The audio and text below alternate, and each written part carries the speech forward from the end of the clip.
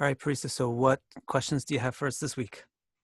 Okay, so this week I wanted to ask you some questions about compatibility, mostly Great. in reading charts regarding that. And then I wanted to actually start with asking you some questions that are more about the ethical issues of reading such charts, and then move into the actual questions, Okay. if possible. Okay, so I wanted to know, are there or should there be any kind of an ethical guideline for astrologers when they actually have someone come to them and say, I want you to look at my chart and this person's chart to see compatibility? Do we need to consult the other person, or do we just jump in and read the chart for them? So I see your point. Like, if I say I want to know my compatibility with Sally, should the Yes. astrologer check with Sally if that's okay first? Yes. I don't think so. No? Okay. I don't think that's realistic. I mean, this person that's coming to you wants to know their compatibility with Sally. It's none of Sally's business. Whatever you tell them, I mean, Yes. it's not, maybe it is Sally's business, but it's none of your business as the astrologer. Okay. It's that person's, it's their business. Okay. Right? If this person is getting a compatibility reading assessment with the person that doesn't want to get in, doesn't want to be compatible, like doesn't want to be in a relationship, so what? It doesn't hurt anything. Okay. Right? Am I right? Do you disagree? No, I agree. I just feel that if, let's say, two people are they're married, as long as it's not used as a ammunition, it's just that they're coming in for some sense of understanding and how to work things out, then yeah, I see your point exactly. Okay, let's say two people are married and Yeah. the wife hasn't really expressed her problems to the husband yet, but she goes to an astrologer to get a compatibility reading. To see what's wrong with him. With him. That's fine. She wants to know. Yeah. What's the difference if she reads about some what if she reads a Cosmo magazine about an article about men? Right. Does that Cosmo magazine writer have to make sure that every husband and every man is okay with that first before they write the article? No.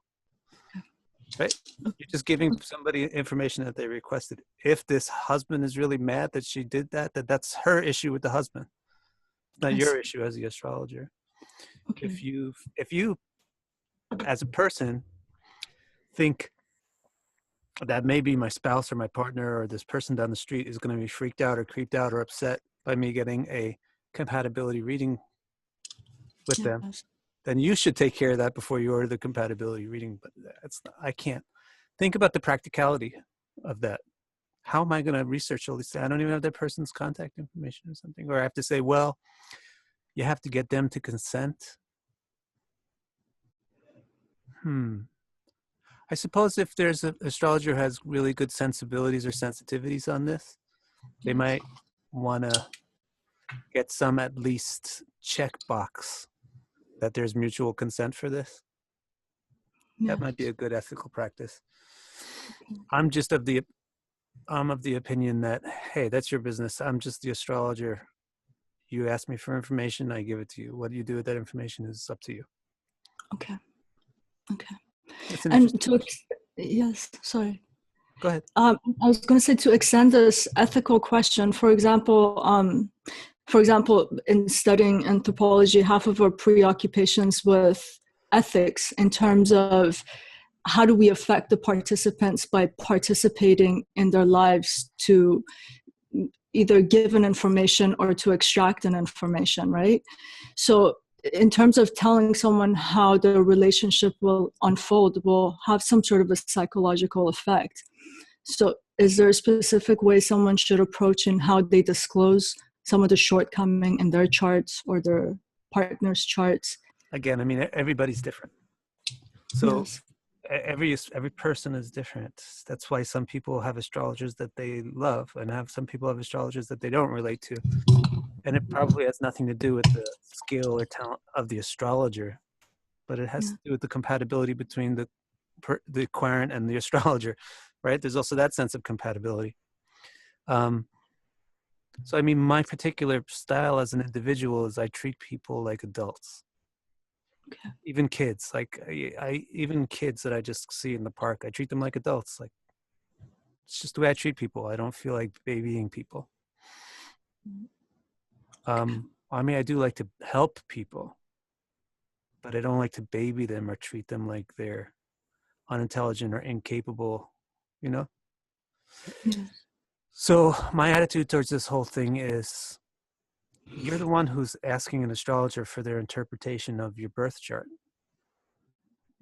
So I didn't come and rush up to you and say, here, take this information. You came to me and asked me for this information. Right. If this screws up your psychology or whatever, that's your problem. You know what I mean? You were the one who asked me for this information. Okay. Yes. Okay. Yeah. I understand. So now I'm going to move into actually reading charts for compatibility. So Do you I agree? So understand. I'm interested to know.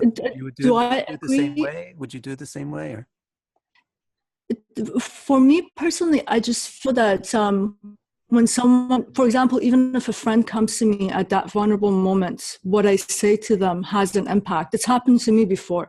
You know, in that moment, I discuss something with someone and they give their idea, and somehow it becomes part of my psyche and my reaction to someone else, you right. know? So you have to be But super careful, right, about what you say. So yes, that but goes you without see what you're saying. saying, that they're adults, you know, so they're coming in to inquire and Right. to Your friend find came out. to you, so you're not going to Yes, remain silent, right? yes, But you, of course, you're going to be careful about what you say because you want to be helpful, yes, right? That's my nature. That's what I'm saying. Is my nature is I want to be helpful, but not babying.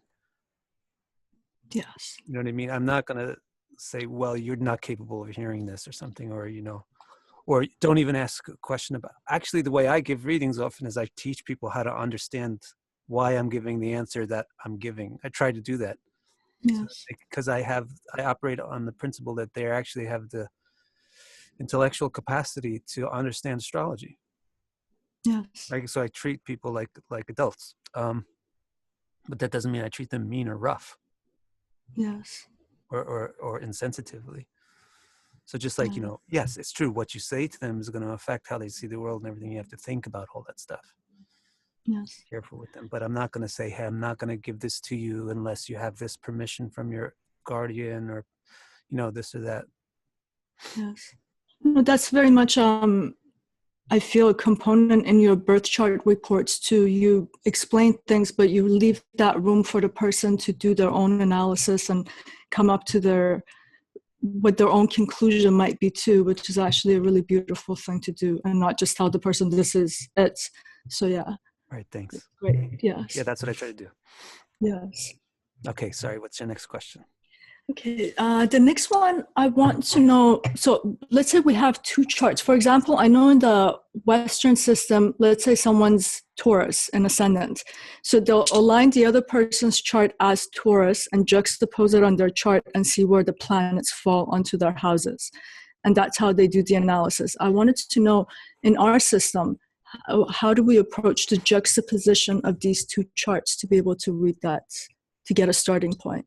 Well, it's not so simple as if there's an R system and a their system, and then there's only two systems. There's like 50 billion systems, and Yes.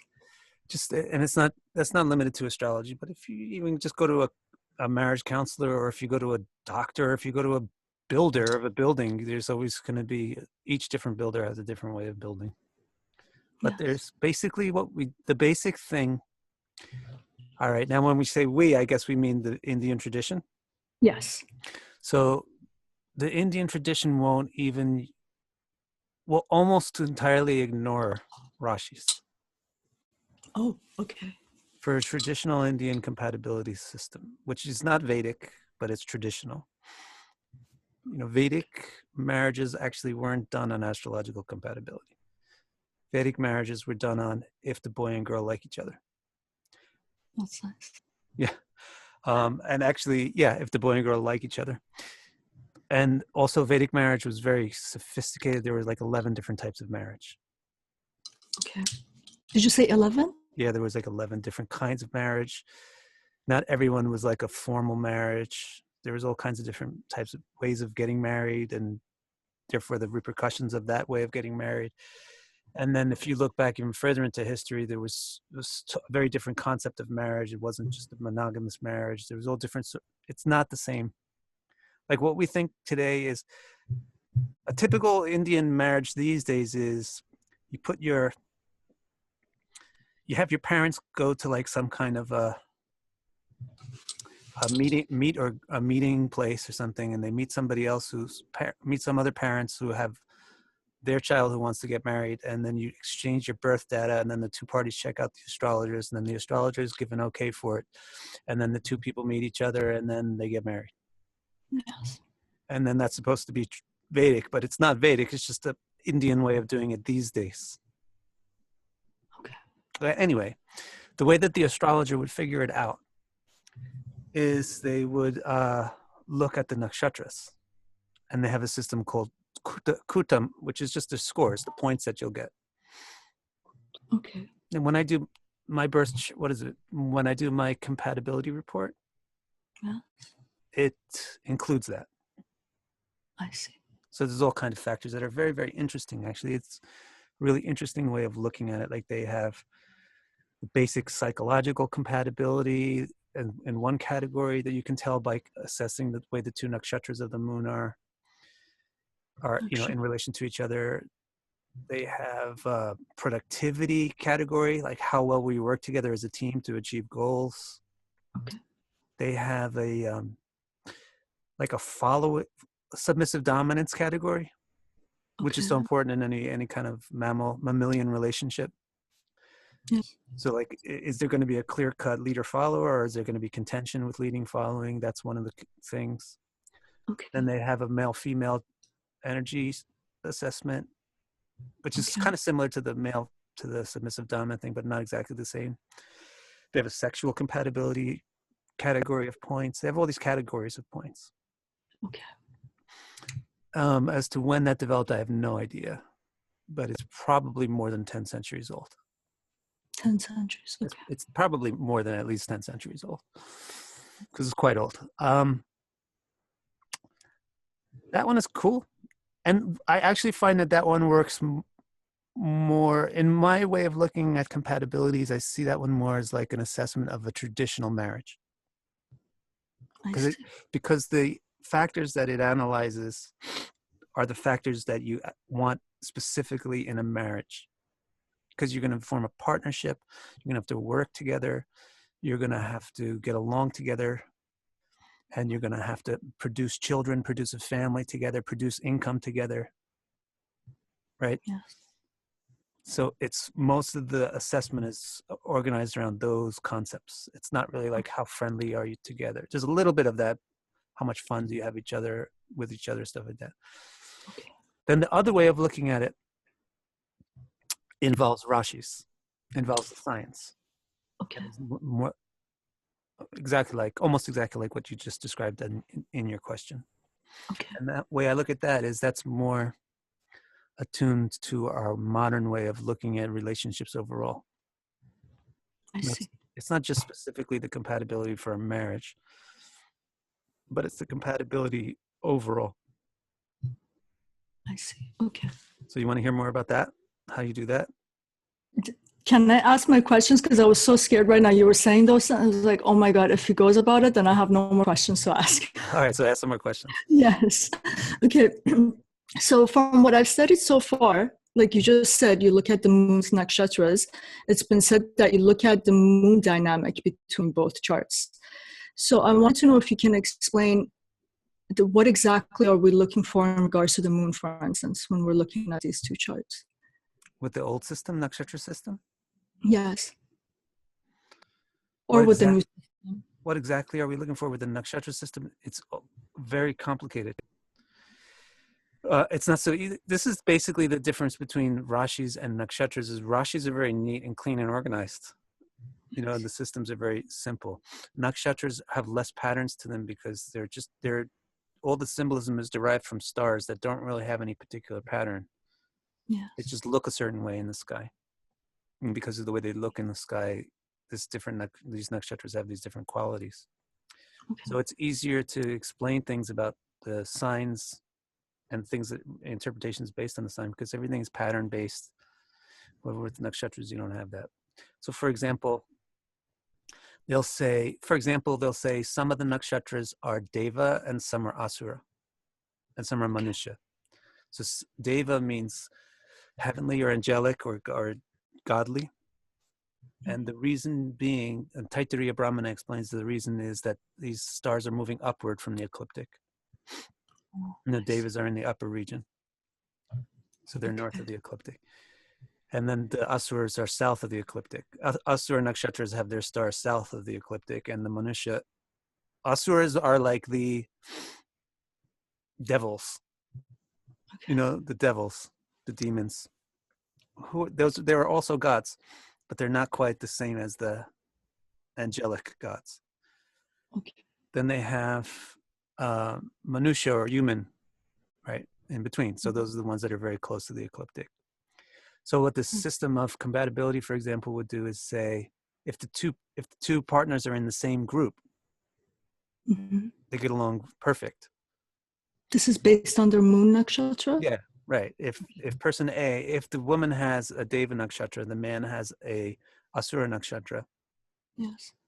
then it's not compatibility because Devas and Asuras fight. Gods and angels, gods and devils fight. Okay. If one of them is either, let's say if the woman's is Asura nakshatra and the man's is a Manusha. Yes. So one's a devil and one's a human. That's reasonably getting along. They can get along. Humans can get along with either one. Okay. But the best is if they're both in the same group. Same group. So for instance, if we have, let's say, an Ashlesha and moon and then a Barney moon, these two people would get along. I don't know because I haven't memorized the things. Because what I do is I write out everything in computer code, so I don't have to memorize it. I just have the computers crunch the analysis for me, so I don't remember which nakshatras are which. Okay. No, that's fine. That's one of them. So there's that's one of the calculations, and there's 14 or 15 different calculations that you do. Another 14, one, what's another one? Yoni is very, very popular. Yoni is the sexual compatibility. This nakshatra's sexual animal is a female snake. That other nakshatra's sexual animal is represented as a male snake. Wow, that's fantastic compatibility. That sexual compatibility, they're perfect for each other. Okay. But one's a snake, the other one is an eagle. They're gonna fight. Or one's a mongoose. It eats the other one. If one is the enemy of the other one, they don't do well. Okay. What if they're both female? If they're both female, it's not so bad. Females get along much better, right? Because females are okay in forming groups and partnerships. The most ideal one is to have one have a male animal and the other to have a female animal. Even if it's the female who has the male animal and the male who has the female animal, if you have the opposite genders in the sexual nature of the nakshatras, it works well. The second best is to have them both be female, and the worst is to have them both be male. I see. Okay. So that's one thing you have to consider is the male or femaleness of the animals, and then the animals themselves, if they are the animals that fight with each other or the animals that get along with each other, or if they're just neutral animals to each other. Okay. The best one would be have animals that get along with each other. And you have that the male female, one's a male and the other's a female, then that's super good sexual compatibility. The worst one would be animals that fight with each other and they're both male. Because what is that going to be? That's going to be just a big gigantic fight. Two males of antagonistic animals. Yes. Okay. I understand. And the categories, I just pulled it up in front of me. Are we talking about, they're called Varna, such as grade of spiritual development? Is that the one? Varna's not a great, it is Varna, but Varna, the way people talk about these things is so depressing and annoying. Varna is not a grade of spiritual development. Varna is your occupation. Occupation. Yeah. The type of work or the type of lifestyle that you naturally engage in is your Varna. Varna literally means your color. I see. Color. Varna means color, complexion, the way it looks on the outside. It has nothing to do with your spiritual development. It's just your outer tendencies. There's 4 Varnas. One of them is to think be the thinker and do a lot of learning. That's called the Brahmana, a person who understands things. Okay. The other Varna is Kshatriya. Those are the people who protect other people. And they like to manage and organize and lead. They might even be police. Okay. Like that. Then the other one is the Vaishya. They like to make resources. So they're like bankers, farmers, Okay. businessmen, salesmen. Those are Vaishya. That's the Vaishya tendency. And then the fourth type is Shudra. They don't have much personal ambition, but they follow instructions. They like to be employees and just get a paycheck. They don't do their own thing. So that's one of the categories. I forget which one it affects, but if they're both in the same Varna, it's really good. If they're both in compatible Varnas, or if the one that leads the other one is the males, then that's usually better than if the one that leads the other one tends to lead the other one. Because the Vaishyas tend to lead the Shudras, the Kshatriyas tend to lead the Vaishyas, and the Brahmanas tend to lead the Kshatriyas. The thinkers should lead the governors. The governors should lead the businessmen. And the business people should lead the employees, right?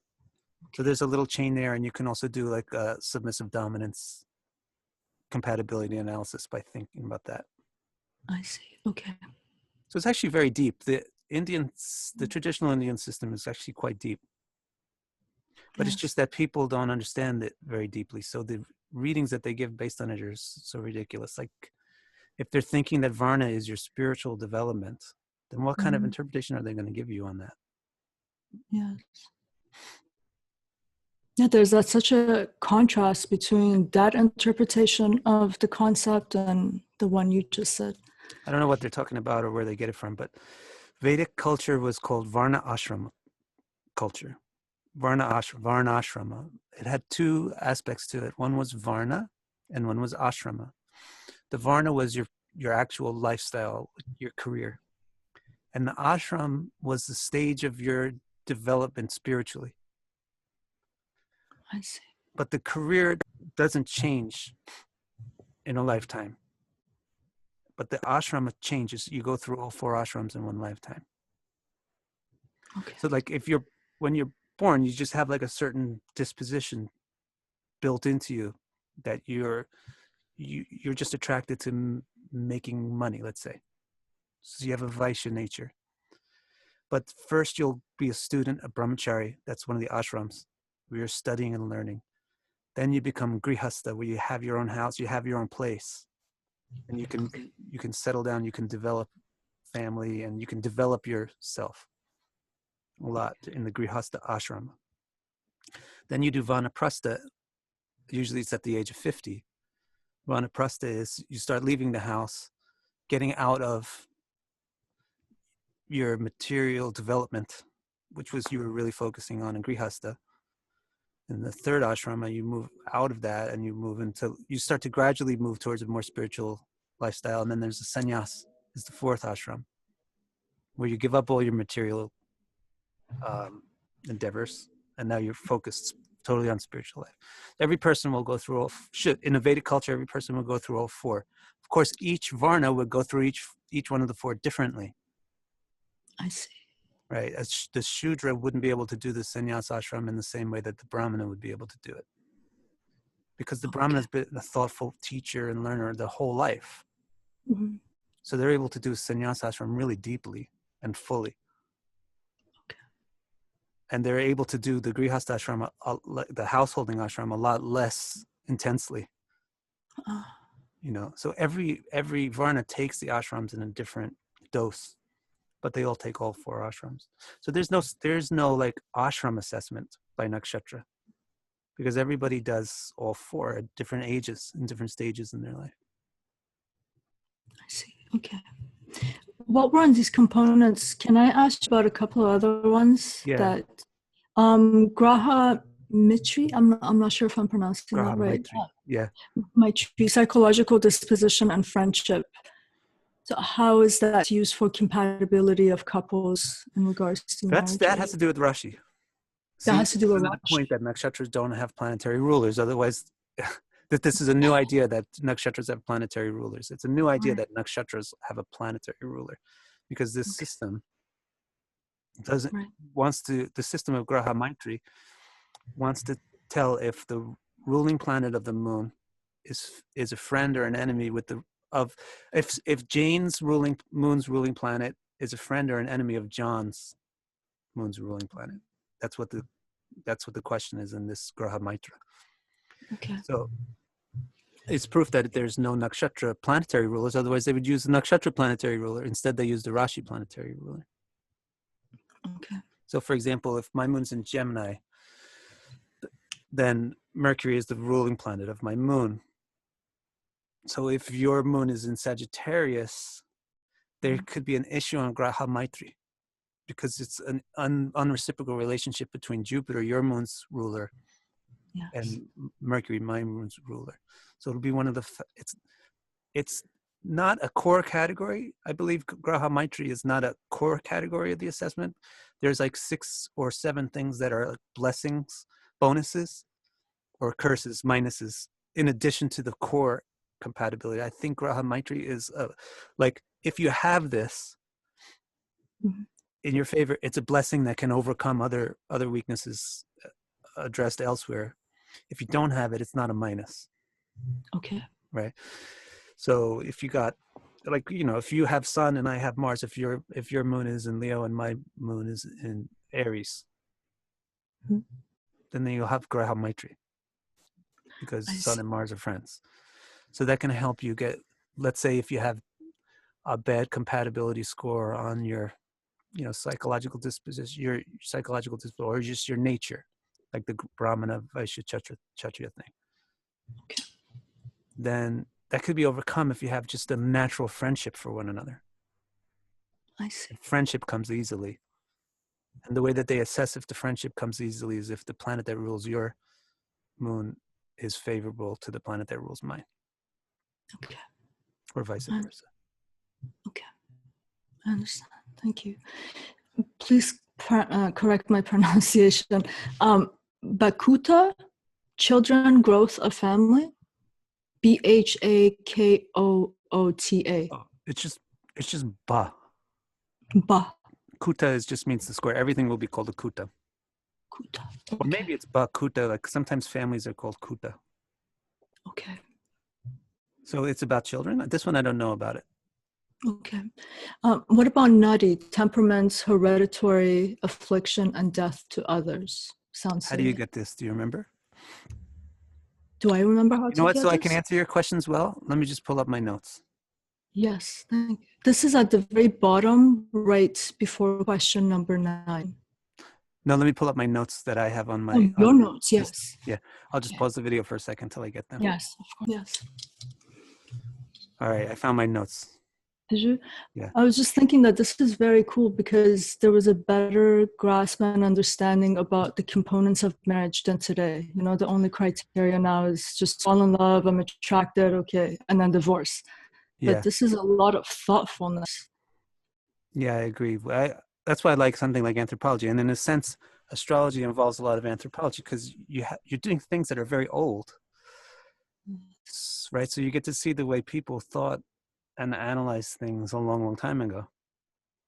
And the amazing thing is, you think that they're like dwelling in caves or living on, living in a little hay barn. But actually they had great technology and great understanding. Technology, not electronic technology, but they had great techniques for enjoying life, prospering in life.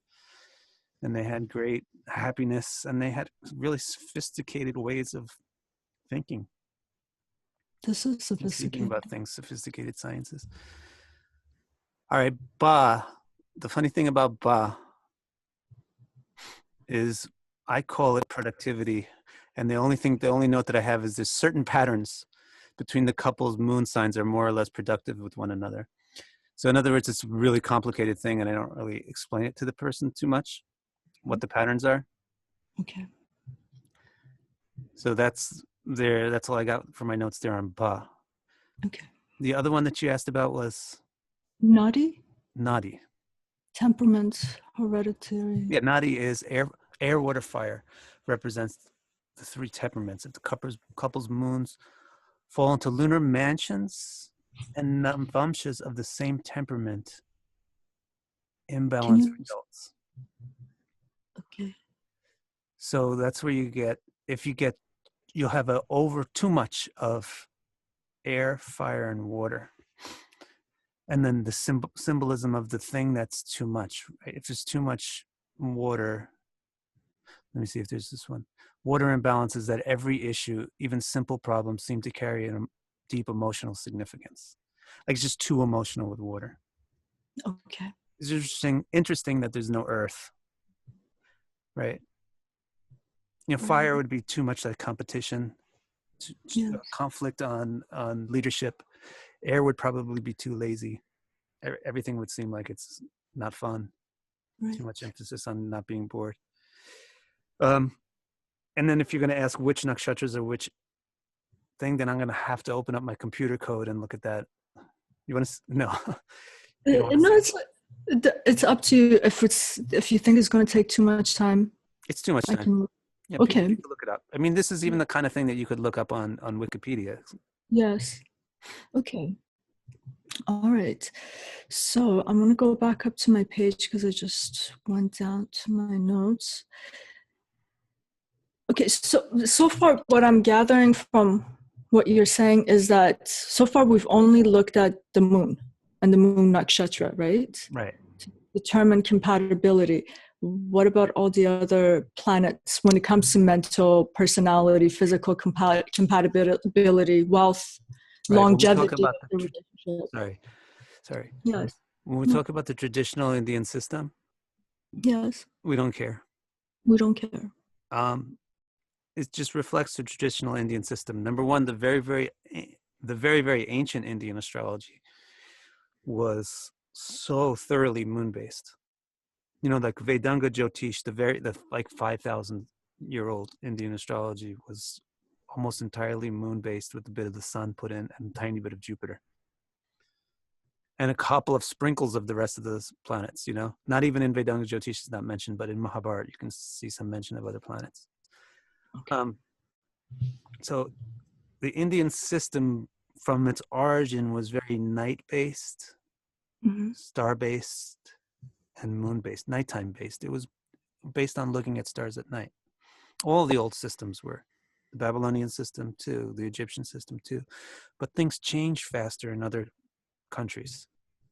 Okay. India has a Vedic tradition, so it's got a concept called parampara, which it keeps things intact, So that's also why India is an anthropologist's delight. Actually, I think you could go there because you got much easier access to older things through India. They're still alive. In a sense, that makes it more confusing because they're alive, but not in their original form. Okay. So anyhow, Indian system there, it was originally very moon-based, and then also it's coming out of a time when there's no, clocks on the wall, no hospitals, no software, no computers, no personal computers. So 90% of people don't really know what birth time, the time that they're born. 90% of the people don't have the financial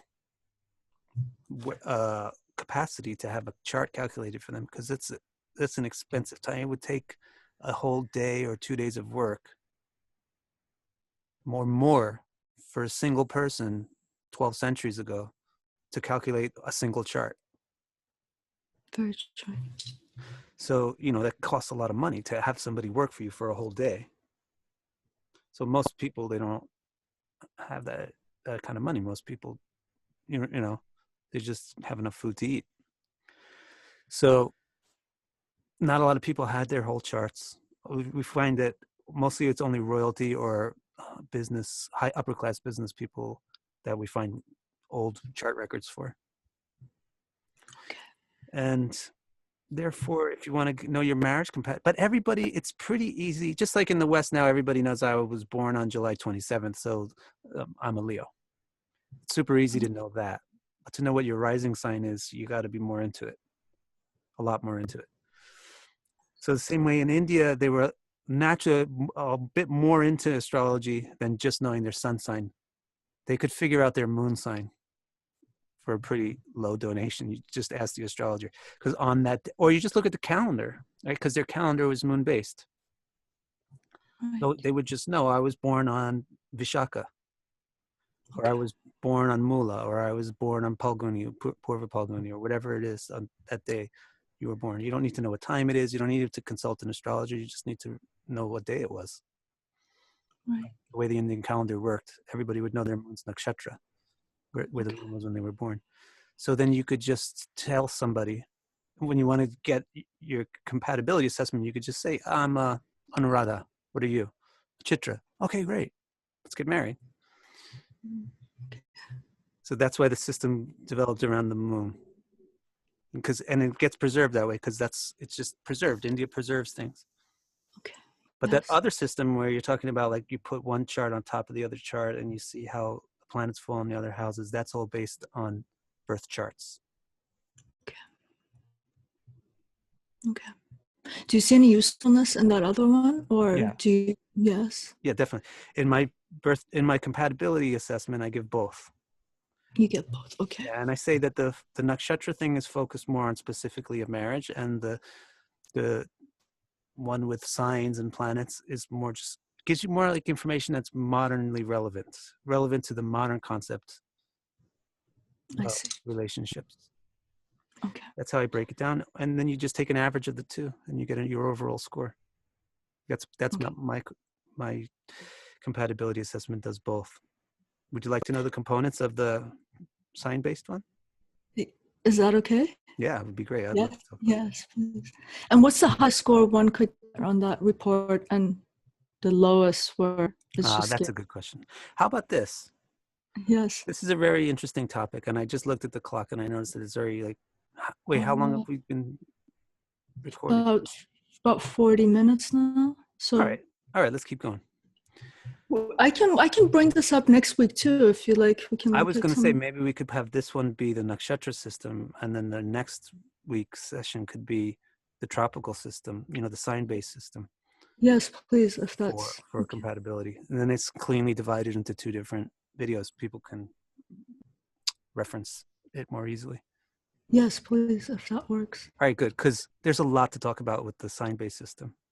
Okay. And I know it actually better than the nakshatra-based system because it's just so much easier to memorize. Okay, this is That's exciting. the nature of planets and signs is everything just follows patterns. Yes, okay. So you wanted to know what the highest score is, right? And the lowest score? Yes. Yeah. When I first put my calculations into stone, right, which means writing them out as code, computer code. And as I was checking them and fine-tuning them and tweaking them, what I did was I put Krishna's chart and Radharani's chart and to see the compatibility between them. And I thought, I wonder if this will be 100% compatibility. And the interesting thing is that it's not 100% compatibility, but it's a very high compatibility. It's like around 80% compatibility. So it's how many percent? Like 80. 8. Okay. Yeah. So actually, relationships, like a romantic relationship especially, it shouldn't be 100% compatible. It's just like the consideration of what makes a planet exalted. Mm-hmm. Why is a planet exalted in its enemy sign? Or why is a planet exalted in the sign of an element that doesn't really work well with it? It's because you don't really want to aim for 100% compatibility. If you aim for 100% compatibility, you get something really nice, but not so special. Yes.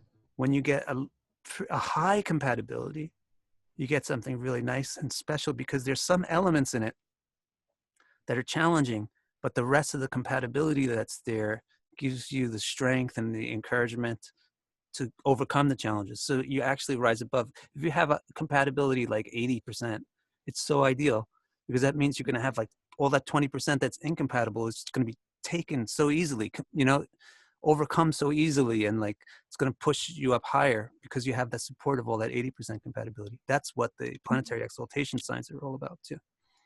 Right. The planet has a little pinch from something about that sign, but mostly it's supported by everything else. Okay.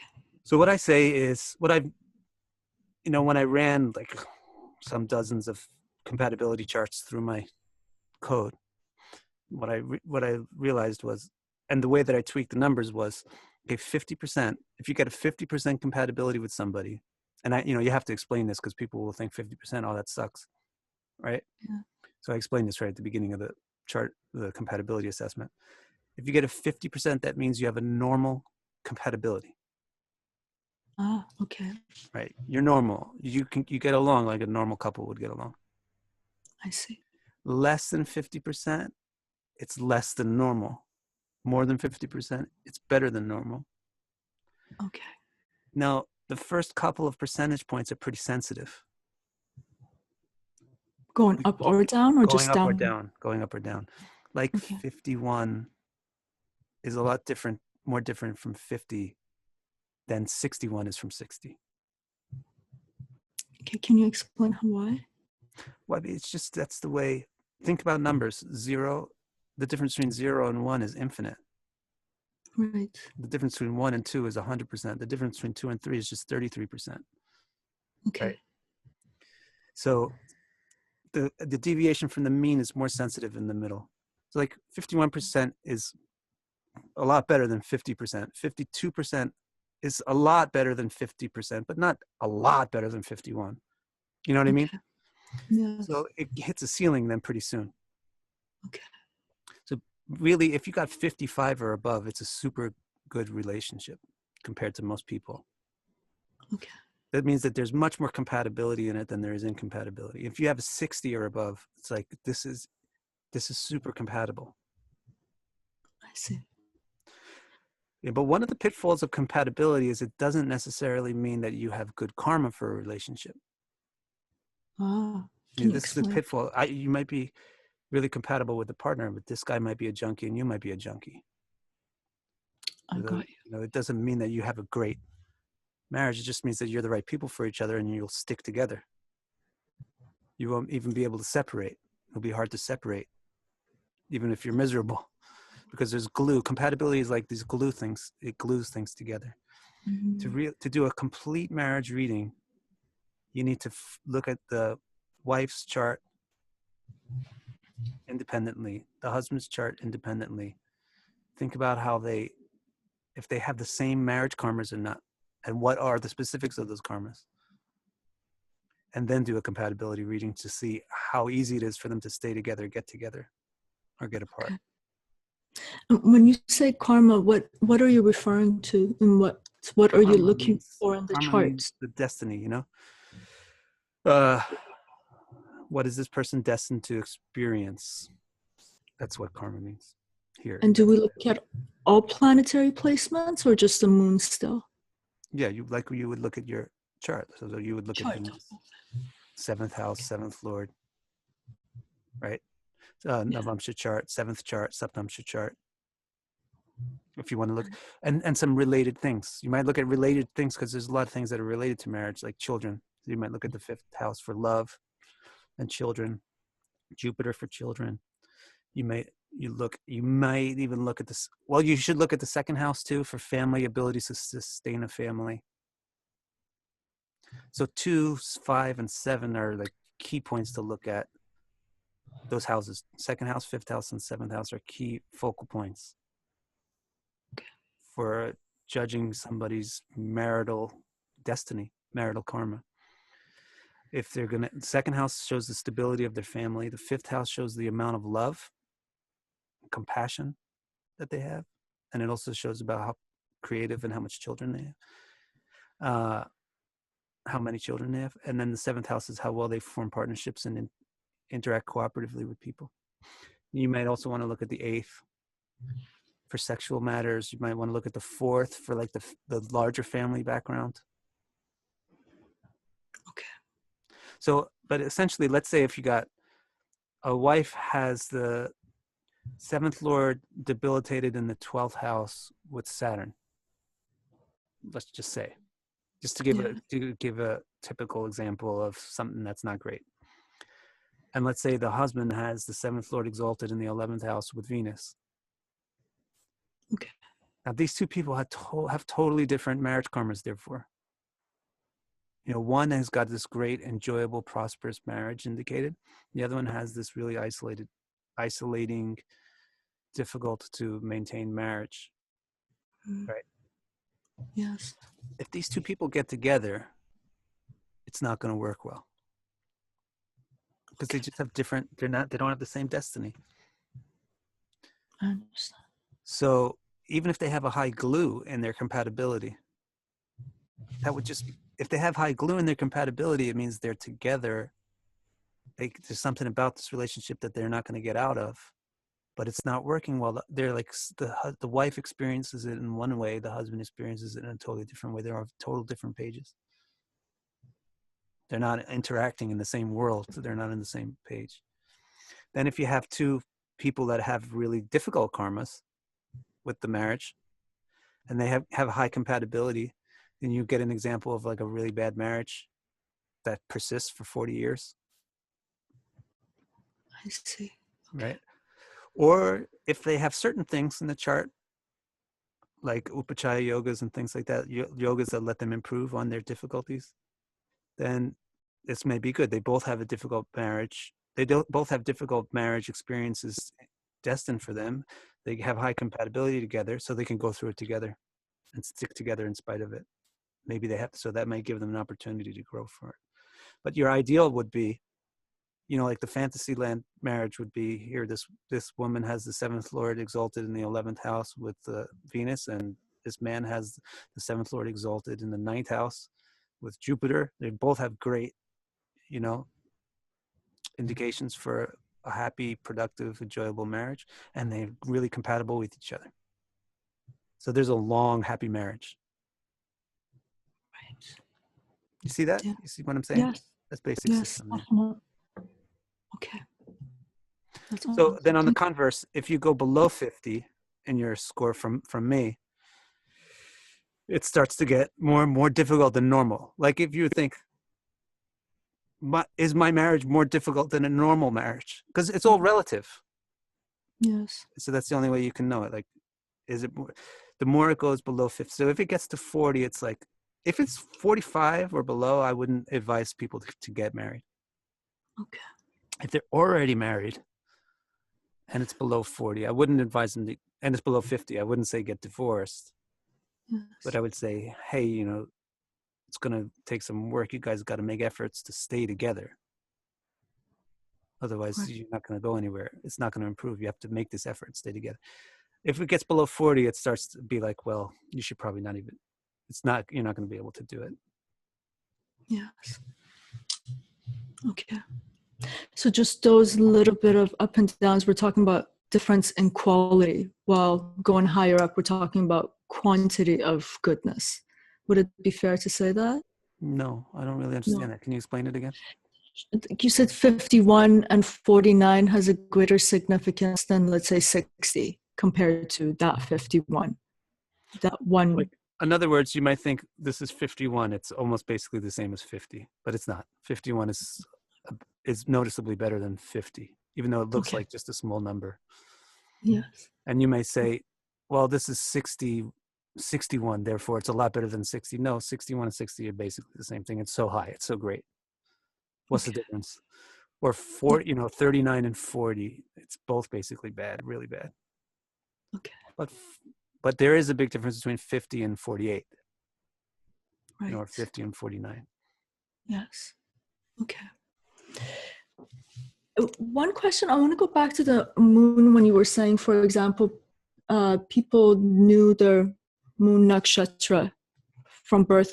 Would the phases of moon have an effect in interpreting but they don't this? consider it in their kutam. As far as I've seen, it's not a part of kuta calculations, but it should be.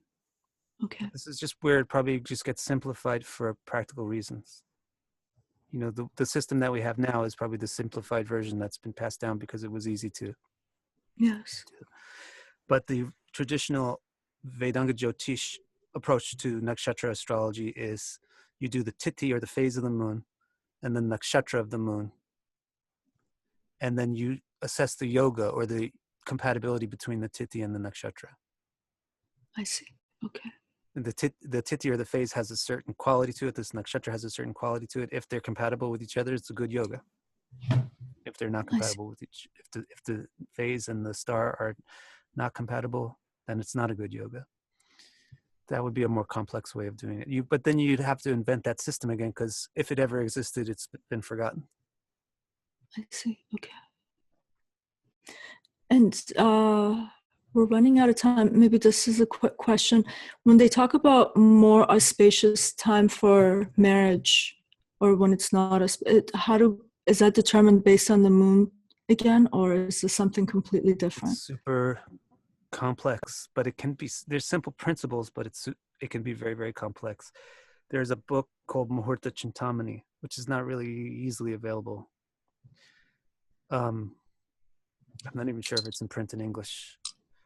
That Muhurta Chintamani gives you all the considerations for determining whether or not a given moment is auspicious or good for a given activity. Okay. Here is where Ernst Willem did a really great calculator in his software Kala. I mean, the software Kala is great.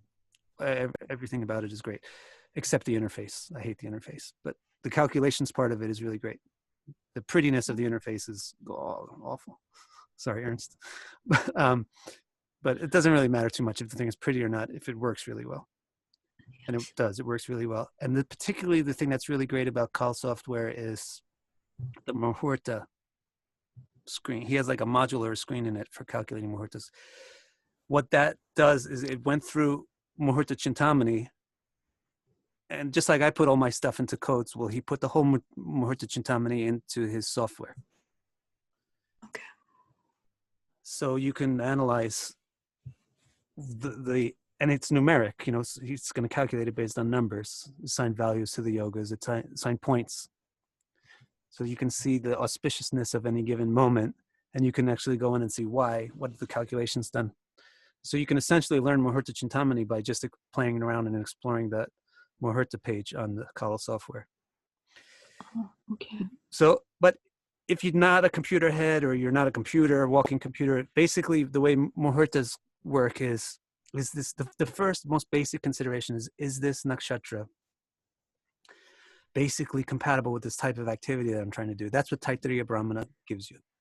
Taittiriya Brahmana says, hey, if you want to correct something, like if you did something wrong and you want to do it again and make it right, yes. Wait for the moon to be in Punarvasu. Okay. Because Punarvasu means starting over. Okay. And that's the nature of Punarvasu.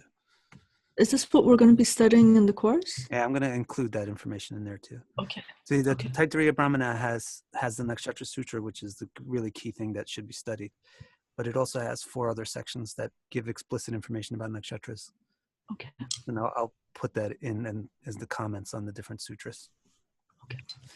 So they have one section about what the nakshatras are good for. Not each one. It doesn't mention each nakshatra. It just mentions a few of the key ones. Everything should be started in Kritika, it says, because Kritika starts things. Okay. But Kritika's nature is it's harsh. So if there's something you want to start that wouldn't benefit from being harsh, or if you're afraid that you might make a mistake in the activity, if you're not so expert at it, don't start it in Kritika. Start it in Rohini. Rohini is more gentle, but gives the same passion and inspiration. I see. And then it says, and then there's some other things, but if you specifically want to do this and do that, start, Okay. So that's the fundamental way that anybody could figure out if the Muhurta is auspicious or not, is just to see what's the moon's nakshatra. And if you know about the nakshatras, you can say, is this nakshatra compatible with the kind of thing I want to do? Okay.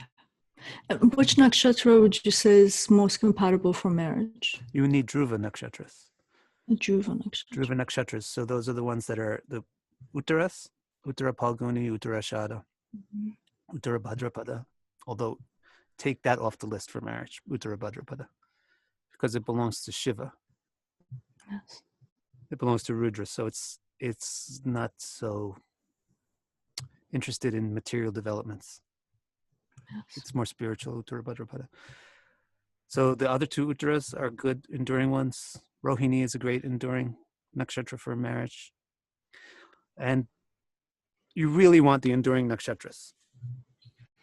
The other thing you might want is a sweet nakshatra, a mridu nakshatra.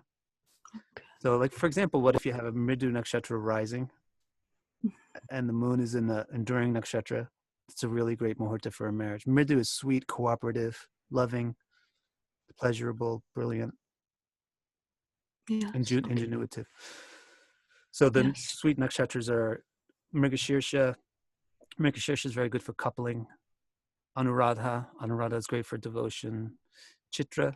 Chitra is more on the intellectual side of the Mridu nakshatras, but it's very beautiful. So it will be a good one for marriage. And the other one I always forget. Do you remember? Revati. Revati. See, I always forget that one. Yes. But Revati is very good for, it's very beautiful. It's very nurturing. Okay. Yes. So those are also great ones. You don't want to have Tikshna nakshatras, the sharp ones, penetrating ones. Not in your birth chart, but in the moment. I'm talking about, and then you're talking about the muhurta. Yes. So don't plan a marriage on a Mula nakshatra day. Right.